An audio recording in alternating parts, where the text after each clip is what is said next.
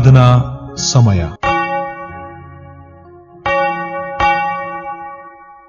ಸೃಷ್ಟಿಕರ್ತನಾದ ದೇವರಿಗೆ ಮಹಿಮೆಯಾಗಲಿ.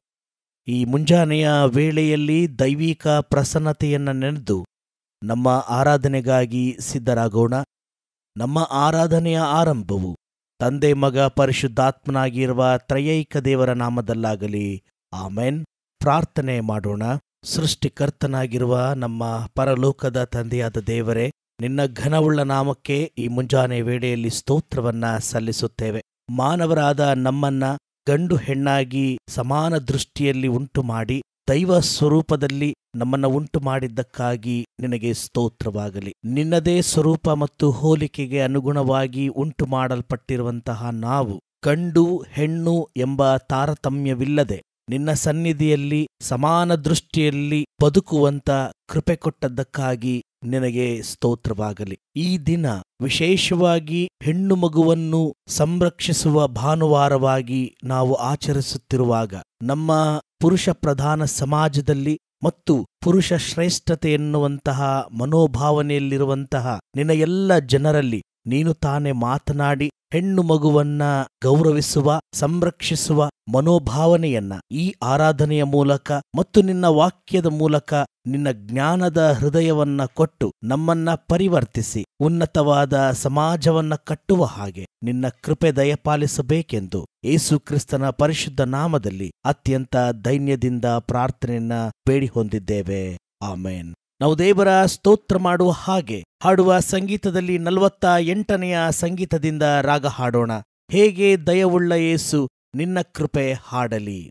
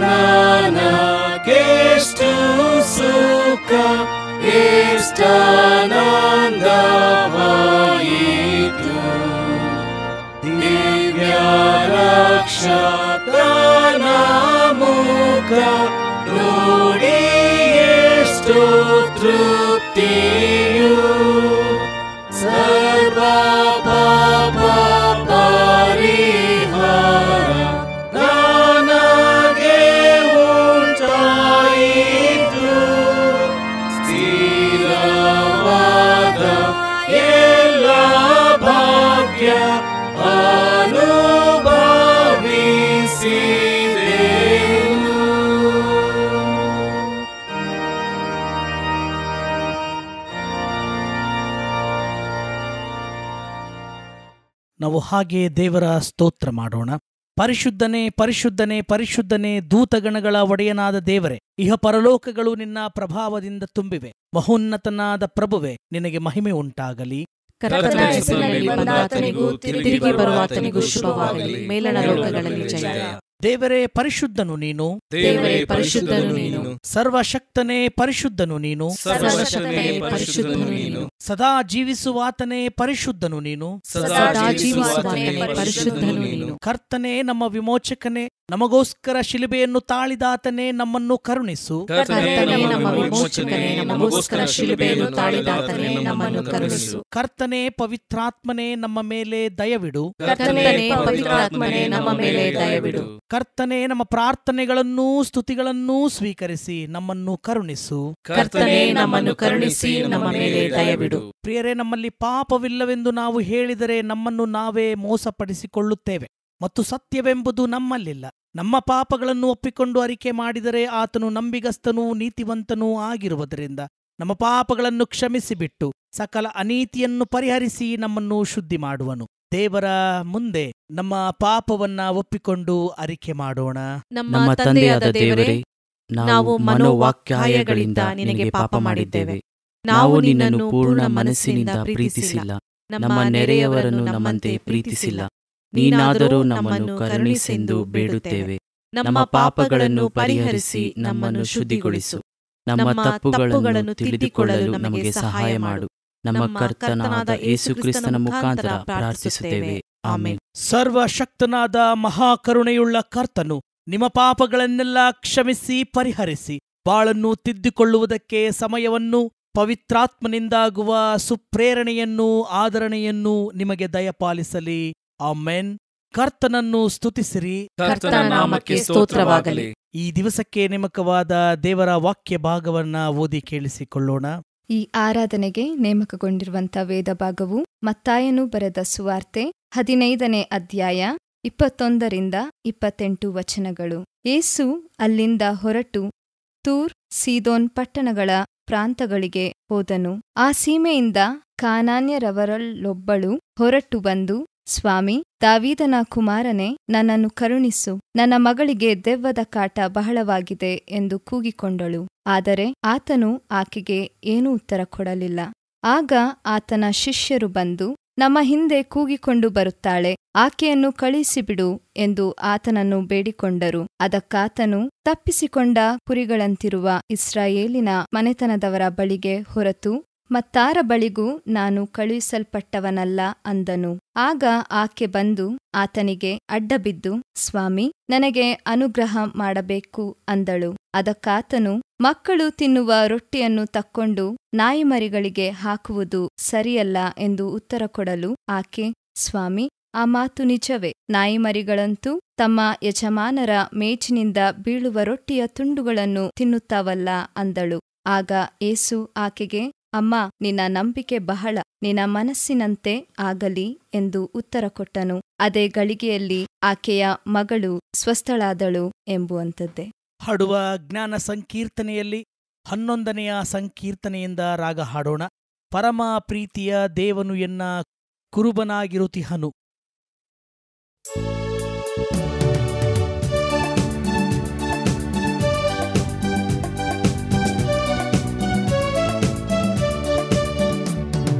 ಪರಮ ಪ್ರೀತಿಯ ದೇವನು ಎನ್ನ ಕುರುಬನಾಗಿರುತಿಹನು.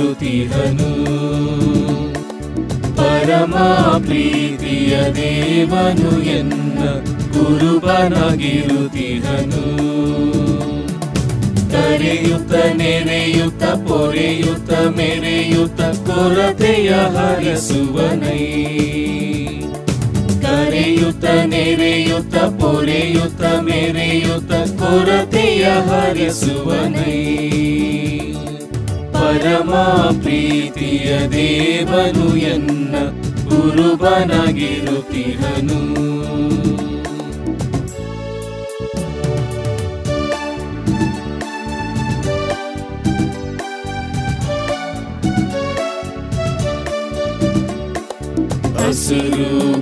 ಹಸುರುಗಾವಲುಗಳಲ್ಲಿ ನಡೆಸಿ ಹಸನು ನೀರಿನ ಬಳಿಯೋ. ಹಸುರುಗಾವಲುಗಳಲ್ಲಿ ನಡೆಸಿ ಹಸನು ನೀರಿನ ಬಳಿಯೋ. ಹಸಿವಾನ ಶಿವ ಸಂತಸವನೆ ಸೇವ ಹೊಸಗೆ ಪಾಲಿಸಿ ಕಾವನೈ. ಹಸಿವಾನ ಶಿವ ಸಂತಸವನೆ ಸೇವ ಹೊಸಗೆ ಪಾಲಿಸಿ ಕಾವನೈ. ಪರಮ ಪ್ರೀತಿಯ ದೇವನು ಎನ್ನ ಕುರುಬನಾಗಿರುತ್ತಿಹನು.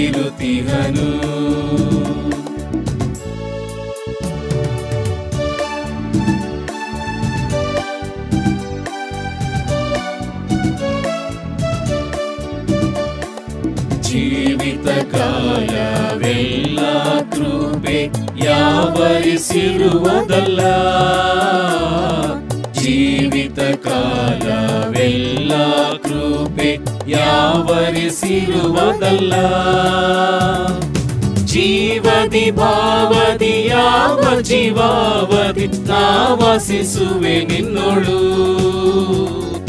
ಜೀವದಿ ಭಾವದಿ ಯಾವ ಜೀವಾವಧಿ ನಾವಾಸಿಸುವೆ ನಿನ್ನೋಳು. ಪರಮ ಪ್ರೀತಿಯ ದೇವನು ಎನ್ನ ಕುರುಬನಾಗಿರುತ್ತಿಹನು. ಪರಮ ಪ್ರೀತಿಯ ದೇವನು ಎನ್ನ ಕುರುಬನಾಗಿರುತ್ತಿಹನು. ಪ್ರಾರ್ಥನೆ ಮಾಡೋಣ. ಕರ್ತನೇ, ನನ್ನ ಶರಣನೇ, ನನ್ನ ವಿಮೋಚಕನೇ, ನನ್ನ ಮಾತುಗಳು ನಮ್ಮೆಲ್ಲರ ಹೃದಯದ ಧ್ಯಾನವು ಈ ಸಮಯದಲ್ಲಿ ನಿನಗೆ ಮಾತ್ರ ಸಮರ್ಪಕವಾಗಿರಲಿ. ಆಮೇನ್. ಈ ದಿನ ಹೆಣ್ಣು ಮಗುವಿನ ಭಾನುವಾರವಾಗಿ ಅನೇಕ ಸಭೆಗಳಲ್ಲಿ ಆಚರಿಸಲಾಗುತ್ತಿದೆ. Protecting for A girl child, ಹೆಣ್ಣು ಮಗುವನ್ನ ಸಂರಕ್ಷಿಸುವ ದೃಷ್ಟಿಕೋನವನ್ನ ಬೈಬಲ್ನ ಸಹಾಯದಿಂದ ಹೊಂದುವುದು ಎಂಬುದಾಗಿ. ಪ್ರಿಯರೇ, ನಾವಿರುವ ಸಮಾಜ ಹೆಣ್ಣು ಮಕ್ಕಳಿಗೆ ಭದ್ರತೆ ಇಲ್ಲದಂಥ ಸಮಾಜ. ಪ್ರತಿನಿತ್ಯ ನಮ್ಮ ಟಿವಿ, ನ್ಯೂಸ್ ಪೇಪರ್ ಮತ್ತು ನ್ಯೂಸ್ ಚಾನೆಲ್ಗಳು, ಸೋಷಿಯಲ್ ಮೀಡಿಯಾಗಳನ್ನ ನಾವು ನೋಡುವಾಗ ಅತ್ಯಂತ ಪ್ರಧಾನವಾಗಿ ಕಂಡುಬರುವಂತಹ ಮುಖ್ಯ ವಿಚಾರ ಅತ್ಯಾಚಾರ, ಕೊಲೆ ಮತ್ತು ಶೋಷಣೆ ಎಂಬುದಾಗಿ ಹೇಳಿದರೆ ತಪ್ಪಾಗಲಾರದು. ಇನ್ನೊಂದೆಡೆಯಲ್ಲಿ ಹೆಣ್ಣು ಮಗು ಎಂಬುದಾಗಿ ಹೇಳುವಾಗ ನಮ್ಮ ಸಮಾಜ ಮತ್ತು ಸಂಸ್ಕೃತಿ ನೋಡುವ ದೃಷ್ಟಿಕೋನವೇ ಬೇರೆ. ಹೆಣ್ಣು ಮಗು ಕೇವಲ ಅಡಿಗೆ ಮನೆಗೆ ಮಾತ್ರ ಸೀಮಿತ. ಇನ್ನೊಂದೆಡೆ ಹೆಣ್ಣು ಮಗು ಹುಟ್ಟಿದರೆ ಶಾಪ, ಗಂಡು ಮಗು ಮಾತ್ರ ನಮ್ಮನ್ನ ಮೋಕ್ಷಕ್ಕೆ ಅಂದ್ರೆ ಪರಲೋಕಕ್ಕೆ ಕಳಿಸುತ್ತಾನೆ ಎನ್ನುವಂತಹ ತಪ್ಪಾದಂತಹ ಕಲ್ಪನೆ ಇರುವಂತಹ ಸಮಾಜದಲ್ಲಿ ನಾವಿದ್ದೇವೆ. ಅನೇಕ ವೇಳೆ ಕ್ರೈಸ್ತರಾದ ನಾವೂ ಸಹ ಇದರ ಹೊರತಾಗಿಲ್ಲ ಎನ್ನುವಂತ ಅನುಭವ ಬರುವಂಥದ್ದು ಸಹಜವಾಗಿದೆ. ಜಗದ್ರಕ್ಷಕನಾದ ಯೇಸು ತನ್ನ ಜಗತ್ತಿನ ರಕ್ಷಣಾ ಕಾರ್ಯಕ್ಕೆ ಸಾಧನವನ್ನಾಗಿ ಮಾಡಿದ್ದು ಒಂದು ಹೆಣ್ಣು ಮಗುವನ್ನ ಎಂದು ಬೈಬಲ್ ಪ್ರಕಟ ಮಾಡುತ್ತದೆ. 2012ನೇ ಇಸವಿಯಲ್ಲಿ ಯುನೈಟೆಡ್ ನೇಷನ್ಸ್ ಈ ದಿನವನ್ನ ಪ್ರಾರಂಭ ಮಾಡಿದರು. ಆ ದೇಶದಲ್ಲಿ ನಡೆಯುತ್ತಿದ್ದಂತಹ ಶೋಷಣೆ, ಅಸಮಾನತೆ ಇವುಗಳ ವಿರುದ್ಧವಾಗಿ ಈ protecting for A girl child ಎನ್ನುವಂತಹ ದಿನವನ್ನಾಗಿ ಆಚರಣೆ ಮಾಡಿತು. ನಮ್ಮ ದೇಶದಲ್ಲಿಯೂ ಕೂಡ ಜನವರಿ 24ನೇ ತಾರೀಕು national day of girl child ಎಂಬುದಾಗಿ ಆಚರಣೆ ಮಾಡುವುದು ಕೂಡ ಉಂಟು. ಇದರ ಉದ್ದೇಶವೇನೆಂದರೆ ಹೆಣ್ಣು ಮಕ್ಕಳ ಭ್ರೂಣ ಹತ್ಯೆಯನ್ನ ತಪ್ಪಿಸುವುದು ಮತ್ತು ಹೆಣ್ಣು ಮಕ್ಕಳಿಗೆ ಕುಟುಂಬದಲ್ಲಾಗುತ್ತಿರುವಂತಹ ಶೋಷಣೆಯನ್ನ ಮತ್ತು ಅನ್ಯಾಯವನ್ನ, ಅಸಮಾನತೆಯನ್ನ ತಪ್ಪಿಸುವ ನಿಟ್ಟಿನಲ್ಲಿ ಮಾಡುತ್ತಿರುವಂತಹ ಒಂದು ಪ್ರಯತ್ನವಾಗಿದೆ ಕರ್ತನಲ್ಲಿ. ಪ್ರಿಯರೇ, ಬೈಬಲ್ ಪುರುಷ ಪ್ರಧಾನದ ಹಿಡಿತದಿಂದ ಬರೆಯಲ್ಪಟ್ಟಿರುವ ಪುಸ್ತಕ ಎಂಬುದರಲ್ಲಿ ಸಂಶಯವೇ ಇಲ್ಲ. ಉದಾಹರಣೆಗೆ ಮತ್ತಾಯನು ಬರೆದ ಸುವಾರ್ತೆ 1ನೇ ಅಧ್ಯಾಯ 1-17 ನಾವು ದೇವರ ವಾಕ್ಯವನ್ನು ಓದುವಾಗ, ಯೇಸುಕ್ರಿಸ್ತನ ವಂಶಾವಳಿಯಲ್ಲಿ ಅಬ್ರಹಾಮನು ಇಸಾಕನನ್ನು ಪಡೆದನು, ಇಸಾಕನು ಯಾಕೋಬನನ್ನು ಪಡೆದನು, ಯಾಕೋಬನು ಯಹೂದನನ್ನು. ಈ ರೀತಿಯಾಗಿ ಯೇಸುಕ್ರಿಸ್ತನ ವಂಶಾವಳಿಯಲ್ಲಿ ಎಲ್ಲಿಯೂ ಕೂಡ 5 ಜನ ಹೆಣ್ಣು ಮಕ್ಕಳನ್ನ ಹೊರತುಪಡಿಸಿ ಇನ್ನೆಲ್ಲಿಯೂ ಕೂಡ ಹೆಣ್ಣು ಮಕ್ಕಳ ಹೆಸರನ್ನ ಬರೆಯದೇ ಇರುವಂತದ್ದು ಪುರುಷ ಪ್ರಧಾನ ಹಿಡಿತದಿಂದ ಬರೆಯಲ್ಪಟ್ಟುದರ ಸಂಕೇತವಾಗಿದೆ. ಪ್ರಿಯರೇ, ಇದಿಷ್ಟೇ ಅಲ್ಲ, ಹಳೆ ಒಡಂಬಡಿಕೆಯಲ್ಲಿ ಕಾನೇಶುಮಾರಿಯನ್ನ ಬರೆಯುವಾಗಲೂ, ಆದಿಕಾಂಡ ಪುಸ್ತಕವನ್ನ ನಾವು ನೋಡುವಾಗಲೂ ಕೂಡ ಅಲ್ಲಿಯೂ ಕೂಡ ವಂಶಾವಳಿಯನ್ನ ಬರೆಯುವಾಗ ಪುರುಷರ ಹೆಸರನ್ನ ಬರೆದುದರ ಚರಿತ್ರೆಯನ್ನ ನಾವು ಮರೆಯುವಂತಿಲ್ಲ. ಆದ್ದರಿಂದ ಈ ಭಾನುವಾರದಲ್ಲಿ ದೇವ ಜನಾಂಗದ ಉಳಿವಿಗೆ ಮತ್ತು ದೇವರ ರಕ್ಷಣಾ ಕಾರ್ಯಕ್ಕೆ ಎಷ್ಟು ಸಾರಿ ಹೇಗೆ ಹೆಣ್ಣು ಮಕ್ಕಳು ಕಾರಣಕರ್ತರಾಗಿದ್ದಾರೆ ಎನ್ನುವಂಥದ್ದನ್ನ ನೆನಪಿಸಿಕೊಂಡು ನಮ್ಮ ಸಂತತಿಯಲ್ಲಿ ಹೆಣ್ಣು ಮಕ್ಕಳನ್ನ ಗೌರವಿಸಿ, ಹೆಣ್ಣು ಮಕ್ಕಳನ್ನ ಉಳಿಸಿ, ಅವರಿಗೆ ಸಮಾನತೆಯನ್ನ ಕಲ್ಪಿಸುವಂತಹ ಮನಸ್ಸನ್ನ ನಾವು ಹೊಂದುವಂಥದ್ದೇ ಈ ಭಾನುವಾರದ ಮುಖ್ಯ ಉದ್ದೇಶವಾಗಿದೆ ಪ್ರಿಯರೇ. ಓದಿ ಕೇಳಿದ ಸುವಾರ್ಥ ವೇದ ಭಾಗವನ್ನ ನಾವು ಗಮನಿಸುವಾಗ ಮತ್ತಾಯನು ಬರೆದ ಸುವಾರ್ತೆ 15ನೇ ಅಧ್ಯಾಯ 21ನೇ ವಚನದಿಂದ 28 ವಚನದವರೆಗೆ ಈಗಾಗಲೇ ದೇವರ ವಾಕ್ಯವನ್ನ ನಾವು ಓದಿ ಕೇಳಿದ್ದೇವೆ. ಯೇಸು ಕಾನಾನ್ಯದ ಸ್ತ್ರೀಯ ಮಗಳನ್ನ ಸ್ವಸ್ಥಪಡಿಸಿದಂತಹ ಘಟನೆ. ಈ ಘಟನೆ ಏನೋ ಮೇಲ್ನೋಟಕ್ಕೆ ಸರಳವಾಗಿ ಅರ್ಥವಾಗುತ್ತದೆ, ಆದರೆ ಇಲ್ಲಿ ಯಹೂದ್ಯರಿಗೆ ಸ್ತ್ರೀಯರ ಕುರಿತಾಗಿರುವಂತಹ ಮನಸ್ಥಿತಿಯನ್ನ ಯೇಸು ವಿವರಿಸುವಂತಹ ಪ್ರಯತ್ನ ಮಾಡುತ್ತಾನೆ. ಸ್ತ್ರೀಯರಿಗೆ ಬೆಲೆ ಇರಲಿಲ್ಲ, ಅದರಲ್ಲೂ ಬಹಳ ಪ್ರಾಮುಖ್ಯವಾಗಿ ಇತರ ಜನಾಂಗದ ಸ್ತ್ರೀಯರಿಗಂತೂ ಸ್ವಲ್ಪವೂ ಬೆಲೆಯಿಲ್ಲ ಎಂಬುವಂಥದ್ದು ಈ ವಾಕ್ಯದ ಮೂಲಕವಾಗಿ ನಮಗೆ ತಿಳಿಯಲ್ಪಡುವಂತಹ ಸತ್ಯ ಸಂಗತಿಯಾಗಿದೆ. ಯಹೂದ್ಯ ಜನಾಂಗದವರು ಇತರೆ ಜನಾಂಗದವರನ್ನ ನಾಯಿಗಳು ಎಂಬುದಾಗಿ ಪ್ರಬೋಧಿಸಿದ್ದು ಕೂಡ ಬೈಬಲ್ನ ಅನೇಕ ಕಡೆ ನಾವು ಕಾಣಬಹುದಾಗಿದೆ. ಅದು ದೇವ ಜನಾಂಗ ಮತ್ತು ಇತರೆ ಜನಾಂಗ ಎನ್ನುವಂತಹ ತಾರತಮ್ಯವನ್ನ ತೋರಿಸುವುದರ ಮೂಲಕವಾಗಿ ಅಲ್ಲಿ ಯೇಸು ಹೇಳುವಂತಹ ಕೆಲವೊಂದು ಮಾತುಗಳು ಅದು ಯೇಸುವಿನ ಮಾತುಗಳಲ್ಲ, ಬದಲಾಗಿ ಯಹೂದ್ಯರ ಮನಸ್ಥಿತಿಯನ್ನ ಬಿಚ್ಚಿಡುವಂತ ಪ್ರಯತ್ನವನ್ನ ಯೇಸುಸ್ವಾಮಿ ಈ ಸುವಾರ್ತೆಯಲ್ಲಿ ಮಾಡುವಂತವನಾಗಿದ್ದಾನೆ ಪ್ರಿಯರೇ. ಅದರಲ್ಲಿ ಕೆಲವೊಂದು ವಚನವನ್ನ ನಾವು ನೋಡುವಾಗ 22ನೇ ವಚನದಲ್ಲಿ ಕಾನಾನ್ಯರವಳೊಬ್ಬಳು ಹೊರಟು ಬಂದು ದಾವೀದನ ಕುಮಾರನೇ ಎಂದು ಕರೆದರೂ ಕೂಡ ಆಕೆಗೆ ಏನೂ ಉತ್ತರ ಕೊಡಲಿಲ್ಲ. ಇದು ಯಹೂದ್ಯರ ಮನೋಭಾವನೆಯನ್ನ ಎತ್ತಿ ತೋರಿಸುವಂತದ್ದಾಗಿದೆ, ಯೇಸುವಿನ ಮನಸ್ಥಿತಿ ಅಲ್ಲ. ಯಾಕಂದ್ರೆ ಯೇಸುಸ್ವಾಮಿ ಇಲ್ಲಿಯವರೆಗೂ ಕರೆದಂತ ಎಲ್ಲ ವ್ಯಕ್ತಿಗಳಿಗೂ ಕೂಡ ಪ್ರತಿಸ್ಪಂದಿಸಿದಂತಹ ದೇವರಾಗಿದ್ದಾನೆ. ಆದ್ರೆ ಇಲ್ಲಿ ಏನೂ ಉತ್ತರ ಕೊಡಲಿಲ್ಲ ಎಂಬುದಾಗಿ ದೇವರ ವಾಕ್ಯದಲ್ಲಿ ನಾವು ನೋಡುವುದಾದ್ರೆ ಕಾನಾನ್ಯರ ಮೇಲೆ ಯಹೂದ್ಯರಿಗಿದ್ದಂತ ಮನಸ್ಥಿತಿ ವ್ಯಕ್ತವಾಗುತ್ತದೆ. ಅದೇ ವೇಳೆಯಲ್ಲಿ ಹೆಂಗಸು ಮತ್ತು ಹೆಣ್ಣು ಮಗುವಿಗೆ ಯಾವುದೇ ಸ್ಥಾನಮಾನಗಳಿರಲಿಲ್ಲ ಎಂಬುದು ಕೂಡ ವ್ಯಕ್ತವಾಗುತ್ತದೆ. ಮತ್ತೆ ಮುಂದೆ ನೋಡುವಾಗ ಅಲ್ಲಿ ಶಿಷ್ಯರೂ ಕೂಡ ಆಕೆಯನ್ನ ತಿರಸ್ಕರಿಸುವಂತದ್ದನ್ನ ನಾವಿಲ್ಲಿ ನೋಡಬಹುದು. ಆಕೆಯನ್ನ ಕಳುಹಿಸಿ ಬಿಡು ಎಂಬುದಾಗಿ ಯೇಸುವಿನ ಶಿಷ್ಯರು ಯೇಸುವಿನ ಬಳಿ ಹೇಳುತ್ತಾರೆ. ಮಕ್ಕಳು ತಿನ್ನುವ ರೊಟ್ಟಿಯನ್ನು ತಕ್ಕೊಂಡು ನಾಯಿ ಮರಿಗಳಿಗೆ ಹಾಕುವುದು ಸರಿಯಲ್ಲ. ಈ ವಾಕ್ಯದ ಮೂಲಕವಾಗಿ ಅಂದಿನ ಸಮಾಜದಲ್ಲಿ ಹೆಣ್ಣು ಮಗುವಿಗೆ ಇದ್ದಂತ ಸ್ಥಾನವನ್ನ ನಾವು ಊಹಿಸಬಹುದಾಗಿದೆ. ಆದರೆ ಇಲ್ಲಿ ಇಡೀ ಯೇಸುವಿನ 3.5 ವರ್ಷಗಳ ಸ್ವಾರ್ಥ ಸೇವೆಯ ಅವಧಿಯಲ್ಲಿ ಒಬ್ಬೇ ಒಬ್ಬ ಸ್ತ್ರೀ ಯೇಸುವಿಗೆ ಮರು ಉತ್ತರ ಮಾತನಾಡಿದ್ದು ಎಂದರೆ ಈ ಕಾನಾನ್ಯದ ಸ್ತ್ರೀ. ಯಾಕಂದ್ರೆ ಆಕೆ ಹೇಳುವಂತಹ ಪ್ರತಿಕ್ರಿಯೆ ಅಥವಾ ಪ್ರತ್ಯುತ್ತರ, ಹೌದು ಸ್ವಾಮಿ, ಆ ಮಾತು ನಿಜವೇ, ನಾಯಿ ಮರಿಗಳಂತೂ ತಮ್ಮ ಯಜಮಾನರ ಮೇಜಿನಿಂದ ಬೀಳುವ ರೊಟ್ಟಿಯ ತುಂಡುಗಳನ್ನು ತಿನ್ನುತ್ತವಲ್ಲ. ಇದರರ್ಥ ಯೇಸುವಿಗೆ ಮರು ಉತ್ತರವನ್ನ ನೀಡಿ ಯೇಸುವನ್ನ ಗೆದ್ದಂತ ಸ್ತ್ರೀ ಎಂಬುದಾಗಿ ಹೇಳಿದ್ರೆ ಖಂಡಿತವಾಗಿಯೂ ತಪ್ಪಾಗಲಾರದು. ಹಾಗಾದ್ರೆ ಕಾನಾನ್ಯ ಸ್ತ್ರೀ ಆಕೆಯ ಹೆಣ್ಣು ಮಗುವಿನ ಮೇಲೆ ಇಟ್ಟಂತಹ ಪ್ರೀತಿ ಈ ವಚನದ ಮೂಲಕ ವ್ಯಕ್ತವಾಗುತ್ತದೆ. ಮತ್ತು ಕಾನಾನ್ಯ ಸ್ತ್ರೀಯು ತನ್ನ ಮಗಳನ್ನ ಉಳಿಸಿಕೊಳ್ಳುವುದಕ್ಕೋಸ್ಕರ ಎಂಥ ದೊಡ್ಡ ರಿಸ್ಕ್ ಅನ್ನ ತೆಗೆದುಕೊಂಡಿದ್ದಾಳೆ ಎಂಬುದಾಗಿ ಈ ಕಥನದ ಮೂಲಕ ನಾವು ತಿಳುಕೊಳ್ಳುವಂತವರಾಗಿದ್ದೇವೆ. ಯೇಸುವಿನ ಸಂಗಡ ಮಾತನಾಡಿ ಅವಮಾನವಾದರೂ ಕೂಡ ಪರವಾಗಿಲ್ಲ, ಹೆಣ್ಣು ಮಗಳಿಗೆ ಒಳ್ಳೆಯದಾಗಬೇಕೆನ್ನುವಂತಹ ಕಾನಾನ್ಯ ಸ್ತ್ರೀಯ ಘಟನೆ ಇವತ್ತು ನಮ್ಮ ಕಣ್ಣು ತೆರೆಸುವಂತದ್ದಾಗಿದೆ. ಅದೇ ರೀತಿಯಲ್ಲಿ ಈ ದಿನಕ್ಕೆ ನೇಮಕವಾದ ಹಳೆ ಒಡಂಬಡಿಕೆಯ ವೇದ ಭಾಗ ಯೋಬನ ಪ್ರವಾದನ ಗ್ರಂಥ 42ನೇ ಅಧ್ಯಾಯ 13ರಿಂದ 14ನೇ ವಚನ ನೋಡುವಾಗ ಇಲ್ಲಿಯೂ ಕೂಡ ಒಂದು ವಿಶೇಷವಾದಂತಹ ವಾಕ್ಯದ ಮೂಲಕ ನಮಗೆ ದೇವರ ವಾಕ್ಯ ಪಾಠ ಮಾಡುವಂತದ್ದಾಗಿದೆ. ಯೋಬನಿಗೆ 7 ಮಂದಿ ಗಂಡು ಮಕ್ಕಳು 3 ಮಂದಿ ಹೆಣ್ಣು ಮಕ್ಕಳು ಆದರು. 14ನೇ ವಚನ, ಮೊದಲನೆಯವಳಿಗೆ ಯಮೀಮಾ, 2ನೇಯವಳಿಗೆ ಕೆಜಿಯಾ, 3ನೇಯವಳಿಗೆ ಕೆರೆನ್ನಹ್ಪೋಕ್ ಎಂದು ಹೆಸರಿಟ್ಟನು. ಯೋಬನ ವಿಚಾರವಾಗಿ ದೇವರ ವಾಕ್ಯ ನಮಗೆ ಮಾತನಾಡುವಂಥದ್ದೇನೆಂದರೆ, ಯೋಬನಿಗೆ 7 ಜನ ಗಂಡು ಮಕ್ಕಳಿದ್ದರೂ ಕೂಡ ಆ 7 ಜನರಲ್ಲಿ ಯಾರೊಬ್ಬ ಗಂಡು ಮಗುವಿನ ಹೆಸರನ್ನೂ ನಮೂದಿಸದೆ 3 ಜನ ಹೆಣ್ಣು ಮಕ್ಕಳ ಹೆಸರನ್ನ ಯೋಬನು ನಮೂದಿಸುತ್ತಿದ್ದಾನೆ ಪ್ರಿಯರೇ. ಇದರಲ್ಲಿ ವಿಶೇಷತೆ ಇದೆ. ಯಾಕಂದ್ರೆ ಯೋಬನ ಪ್ರವಾದನ ಗ್ರಂಥ 2ನೇ ಅಧ್ಯಾಯ 10ನೇ ವಚನವನ್ನ ನೋಡುವಾಗ ಯೋಬನಿಗೆ ಒಂದು ಹೆಣ್ಣು ಮಗುವಿನಿಂದ ಅಂದರೆ ಹೆಂಡತಿಯಿಂದ ಒಂದು ಕಹಿ ಅನುಭವವಾಗಿದೆ. ತನ್ನ ಅನಾರೋಗ್ಯದ ಪರಿಸ್ಥಿತಿಯಲ್ಲಿ ಮತ್ತು ತನ್ನ ಮನೆ ಮಠ ಆಸ್ತಿಯನ್ನೆಲ್ಲ ಕಳೆದುಕೊಂಡಾಗ ಆತನ ಹೆಂಡತಿ ಹೇಳುವಂತಹ ಮಾತು, ನೀನು ದೇವರನ್ನ ದೂಷಿಸಿ ಸಾಯಿ ಎಂದು ಹೇಳಿದಳು. ಒಂದರ್ಥದಲ್ಲಿ ಆತನನ್ನ ಆಕೆ ಬಿಟ್ಟು ಹೋದಳು ಎಂಬುದಾಗಿ. ಇಂತಹ ಕಹಿ ಘಟನೆಯ ನಡುವೆಯೂ ಕೂಡ ಯೋಬನಿಗೆ ಎರಡರಷ್ಟು ಉನ್ನತಿಯಾದಾಗ ತನ್ನ ಇಡೀ ಆಸ್ತಿಯಲ್ಲಿ ಗಂಡು ಮಕ್ಕಳಷ್ಟೇ ಸ್ವಾಸ್ಥ್ಯವನ್ನ ಹೆಣ್ಣು ಮಕ್ಕಳಿಗೂ ಕೂಡ ಕೊಟ್ಟನು ಎಂಬುದಾಗಿ ದೇವರ ವಾಕ್ಯ ಹೇಳುವಂತದ್ದಾಗಿದೆ. ಇಂದು ನಮ್ಮ ಅನೇಕ ಕ್ರೈಸ್ತ ಕುಟುಂಬಗಳಲ್ಲಿ ಆಸ್ತಿ ವಿಚಾರದಲ್ಲಿ ಅಸಮಾನತೆ ಇದೆ. ಗಂಡು ಮಕ್ಕಳಿಗೆ ಬಹುತೇಕ ಹೆಚ್ಚು ಪಾಲು, ಹೆಣ್ಣು ಮಕ್ಕಳಿಗೆ ಕಡಿಮೆ ಪಾಲು ಕೊಡುವಂತ ತಂದೆ ತಾಯಿಗಳು, ಮತ್ತು ಇನ್ನೂ ಹಲವು ಕಡೆ ಮದುವೆ ಮಾಡಿದ್ದೇವಲ್ಲ ಎನ್ನುವಂತ ಮನೋಭಾವನೆಯಲ್ಲಿ ಗಂಡು ಮಕ್ಕಳು ತಂದೆ ತಾಯಿಗಳ ಎಲ್ಲ ಆಸ್ತಿಯನ್ನ ಕಬಳಿಸುವಂಥದ್ದೂ ಕೂಡ ಪ್ರತಿದಿನ ನಮ್ಮ ಸಭೆ, ಕುಟುಂಬ, ಸಮುದಾಯ, ಸಮಾಜದಲ್ಲಿ ನಡೆಯುತ್ತಿರುವಂತದ್ದಾಗಿದೆ.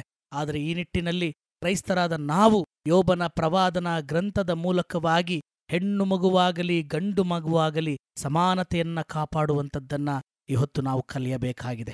ಆ ಒಬ್ಬ ಸ್ತ್ರೀಯಿಂದ ಇಡೀ ಯಹೂದ್ಯ ಸಮುದಾಯ ಅಂದು ಉಳಿಯಿತು, ಅದು ಎಸ್ತೇರಳು.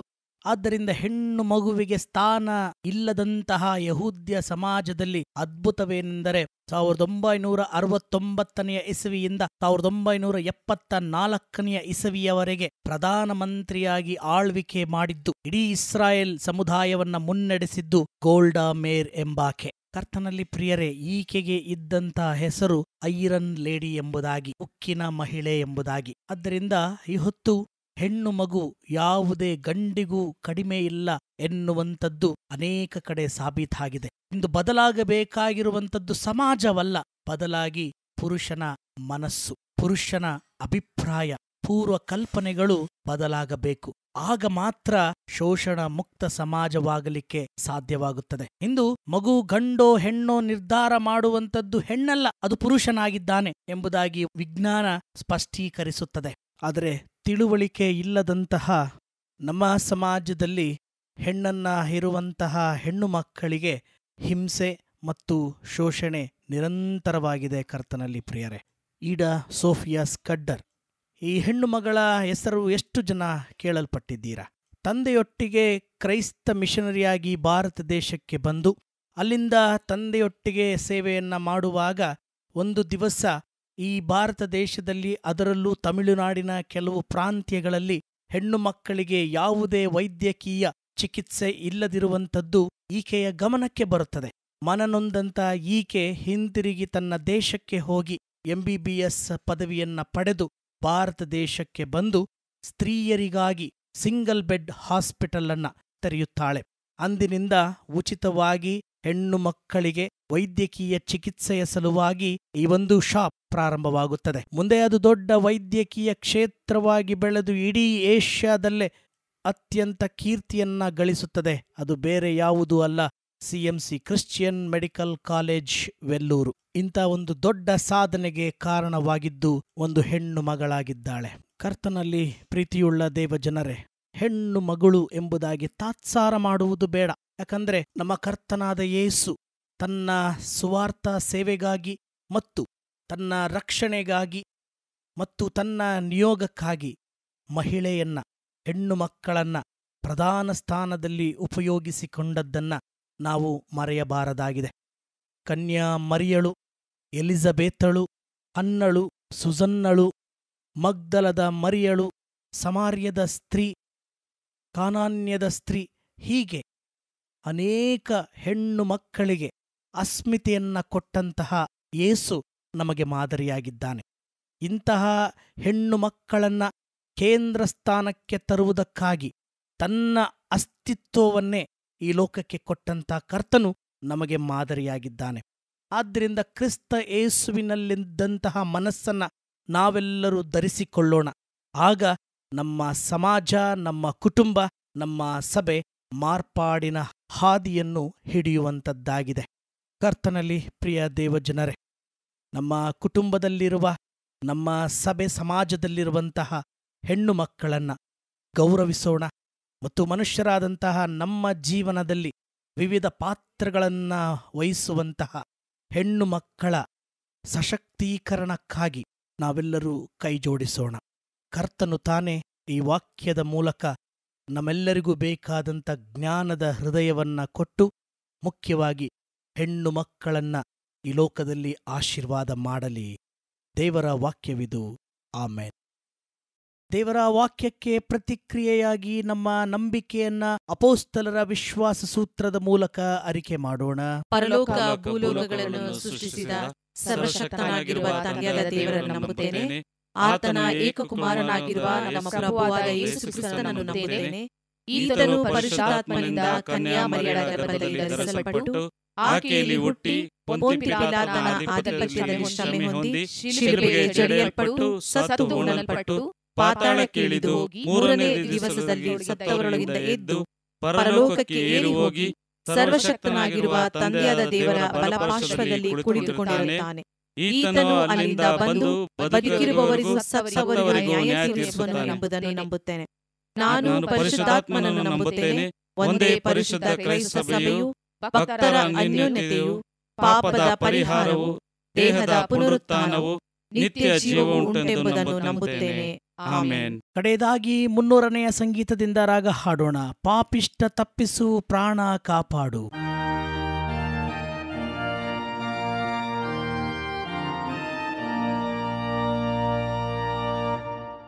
ಪಾಪಿಷ್ಟ ತಪ್ಪಿಸು, ಪ್ರಾಣ ಕಾಪಾಡು, ಮೋಸದ ಮಾರ್ಗದಿಂದ ಕರ್ಷಿಸು, ದುರ್ಗತಿ ಬಿಡಿಸ ಸದ್ಗತಿ ಕೋಡ, ಯೇಸು ಇದ್ದಾನೆಂದು ಪ್ರಕಟಿಸು.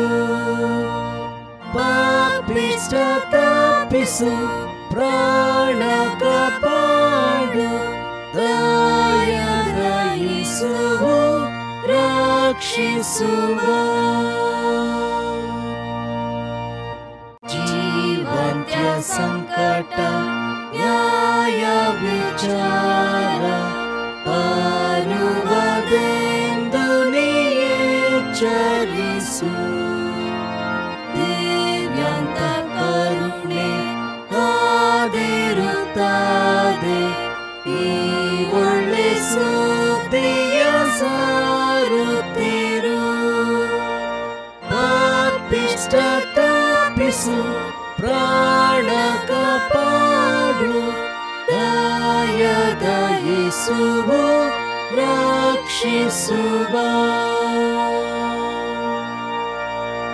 ಪ್ರೀತಿಯ ಪ್ರೇರಣೆ, ಜ್ಞಾನದ ಬೋಧೆ ಮಾಡುತ್ತಾ ಇರು ಪಾಪಿಷ್ಠರಿಗೆ. ಕಠಿಣರಾದರು ನಂಬಿಕೆ ಉಂಟು, ಕರ್ತನಿದ್ದಾನೆ ದಯಾಪರನೇ. ಪಾಪಿಷ್ಟ ತಪ್ಪಿಸು, ಪ್ರಾಣ ಕಾಪಾಡು, ದಯದ ಯೇಸುವು ರಕ್ಷಿಸುವ.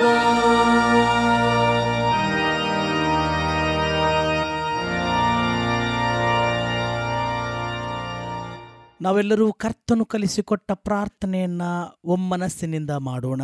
ಪರಲೋಕದಲ್ಲಿರುವ ನಮ್ಮ ತಂದೆಯೇ, ನಿನ್ನ ನಾಮವು ಪರಿಶುದ್ಧವೆಂದು ಎಣಿಸಲ್ಪಡಲಿ. ನಿನ್ನ ರಾಜ್ಯವು ಬರಲಿ. ನಿನ್ನ ಚಿತ್ತವು ಪರಲೋಕದಲ್ಲಿ ನೆರವೇರುವ ಪ್ರಕಾರ ಭೂಲೋಕದಲ್ಲಿಯೂ ನೆರವೇರಲಿ. ನಮ್ಮ ಅನುದಿನದ ಆಹಾರವನ್ನು ಇವತ್ತು ದಯಪಾಲಿಸು. ನಮಗೆ ತಪ್ಪು ಮಾಡಿದವರನ್ನು ನಾವು ಕ್ಷಮಿಸಿದಂತೆ ನಮ್ಮ ತಪ್ಪುಗಳನ್ನು ಕ್ಷಮಿಸು. ನಮ್ಮನ್ನು ಶೋಧನೆಯೊಳಗೆ ಸೇರಿಸದೆ ಕೇಡಿನಿಂದ ನಮ್ಮನ್ನು ತಪ್ಪಿಸು. ರಾಜ್ಯವು, ಬಲವೂ, ಮಹಿಮೆಯೂ ಸದಾಕಾಲ ನಿನ್ನವೇ. ಆಮೆನ್. ವಿಶ್ವಾಸದಿಂದ ಕರ್ತನ ಆಶೀರ್ವಾದವನ್ನ ಹೊಂದಿಕೊಳ್ಳೋಣ.